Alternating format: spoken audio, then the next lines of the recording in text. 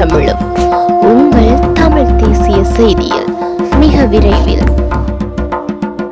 சர்ச்சைக்குரிய கற்றல் தொகுதி தொடர்பில் ஏற்கனவே தீர்மானம் எடுக்கப்பட்டிருக்கின்றது. கற்றல் தொகுதிகளை அச்சிட்டதால் அரசாங்கத்திற்கு எவ்வித நஷ்டமும் ஏற்படவில்லை. பிரதமர் கலாநிதி ஹரிணி அமரசூரிய தெரிவித்தார்.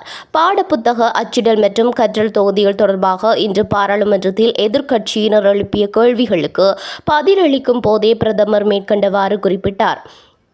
அங்கு மேலும் கருத்து தெரிவித்த கல்வி, உயர்கல்வி மற்றும் தொழிற்கல்வி அமைச்சர் பிரதமர் கலாநிதி ஹரிணி அமரசூரிய 2020 முதல் 2022 வரையிலான காலப்பகுதியில் பாடப்புத்தகங்களை ஆர்டர் செய்வதற்கு முறையான தரவு அமைப்பு ஒன்று இருக்கவில்லை. பாடசாலைகளுக்கு வழங்கப்பட்ட ஆர்டர் ஆவணங்கள் மூலமே அவை பெறப்பட்டன.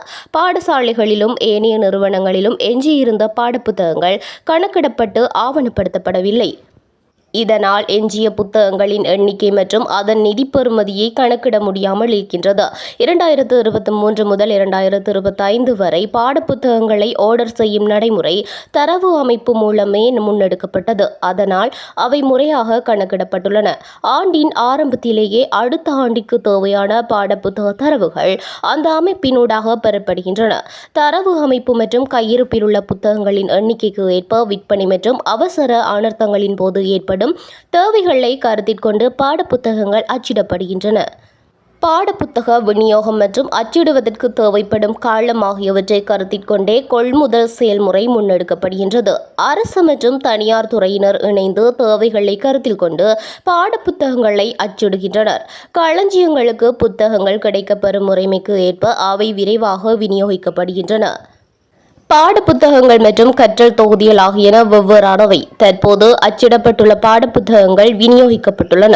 முன்மொழியப்பட்ட சீர்திருத்தங்களின்படி 6ஆம் தரத்தின் 1ஆம் தவணைக்காக கற்றல் தொகுதிகள் அச்சிடப்பட்டன. அந்த தொகுதிகள் அனைத்தையும் நாம் நீக்கிவிடவில்லை. 2027ஆம் ஆண்டில் 6ஆம் தரத்திற்கான புதிய கல்வி மறுசீரமைப்பை நடைமுறைப்படுத்த முன்மொழியப்பட்டுள்ளது. அதற்கமைய அந்த கற்றல் தொகுதிகளை பயன்படுத்த திட்டமிடப்பட்டுள்ளது.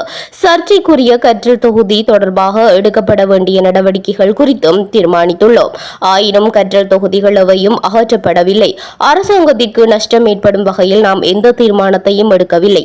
6ஆம் தர மாணவர்களுக்கு தேவையான பாடப்புத்தகங்களை பிப்ரவரி மாதத்தில் நாம் விநியோகிப்போம். 6ஆம் தர மாணவர்களுக்கு எவ்விதத்திலும் அநீதி இழைக்கப்படாமல் இருப்பதை உறுதி செய்வோம் என பிரதமர் கலாநிதி ஹரிணி அமரசூரிய தெரிவித்தார்.